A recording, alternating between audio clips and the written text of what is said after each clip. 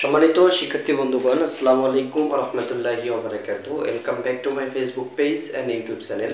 আশা করি আপনারা সকলে ভালো আছেন। আলহামদুলিল্লাহ, আমিও ভালো আছি। তো আজকে আমরা যে গুরুত্বপূর্ণ ক্লাসটি নিতে যাচ্ছি, এটা আপনারা সকলে দেখতে পাচ্ছেন যে রসায়ন নবম দশম শ্রেণী অধ্যায় 11 খনিজ সম্পদ জীবাশ্ম। তো এখানে খনিজ সম্পদ ও জীবাশ্মের এর আগে আমরা দুইটি ক্লাস করেছি। আজকে হচ্ছে তৃতীয় ক্লাস, অর্থাৎ 3 নম্বর ক্লাস। 3 নম্বর ক্লাসে আমরা জানবো হচ্ছে অ্যারোমেটিক যৌগ, অর্থাৎ অ্যারোমেটিক যৌগগুলো হচ্ছে যেগুলো, এগুলো সম্পর্কে আজকে আলোচনা করব। তো অ্যারোমেটিক যৌগের ক্ষেত্রে এটা সমগোত্রীয় শ্রেণী, কিছু সমগোত্রীয় শ্রেণীর ক্ষেত্রে আমরা যে যৌগগুলো থাকে এগুলো ব্যবহার করব। তবে দেখতে পাচ্ছি অ্যালকেন। প্রথমত অ্যালকেনের যে সাধারণ সংকেত, এটা হলো CnH2n+2, এটা হলো অ্যালকেনের সাধারণ সংকেত। এই অ্যালকেনের সাধারণ সংকেতের প্রথম কয়েকটি যে সদস্যের নাম হবে, অর্থাৎ এখানে n এর মান যদি 1 হয় তাহলে প্রথম দুটি সদস্যের নাম আমরা ব্যবহার করছি।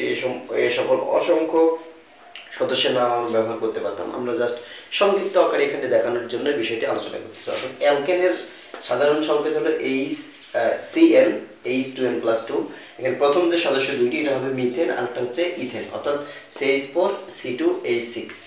এরপর আমরা দেখতে পাচ্ছি যে অ্যালকিন, অর্থাৎ অ্যালকিনের যেটা সাধারণ সংকেত, এটা হলো CnH2n। আর অ্যালকিনের প্রথম দুইটি সদস্যের নাম হচ্ছে, একটা হলো ইথিন C2H4 আর একটা হলো প্রোপিন C3H6। অর্থাৎ এই অ্যালকিনের প্রথম দুইটি সদস্যের নাম।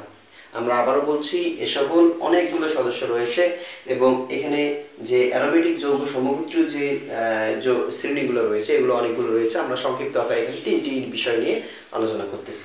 তো আমরা এখানে দেখতে পাচ্ছি যে অ্যালকাইলের সাধারণ সংকেত হচ্ছে CnH2n-2, অর্থাৎ এর প্রথম দুইটি সদস্যের নাম হচ্ছে ইথাইন অর্থাৎ C2H2, এরপর হচ্ছে প্রোপাইন C3H4। তো এই যে এইখানে অ্যালকেন আর হচ্ছে অ্যালকাইল, অর্থাৎ এই তিনটি হচ্ছে সমগোত্রীয় শ্রেণীর ক্ষেত্রে আমরা কয়েকটি উদাহরণ জানলাম এবং সাধারণ সংকেত জানলাম। আশা করি আপনারা সকলেই ক্লাসটি বুঝতে পেরেছেন। যদি ভালো লেগে থাকলে অবশ্যই লাইক, কমেন্ট, শেয়ারের মাধ্যমে আমাদের পাশে থাকবেন। আমাদের ফেসবুক পেজগুলো ফলো করবেন, ইউটিউব চ্যানেলটি সাবস্ক্রাইব করবেন। আমাদের কোনো ভুলভ্রান্তি হলে অবশ্যই কমেন্টের মাধ্যমে জানাবেন, আমরা সংশোধন করার চেষ্টা করব ইনশাআল্লাহ। আসসালামু আলাইকুম ওয়া রাহমাতুল্লাহি ওয়া বারাকাতুহু।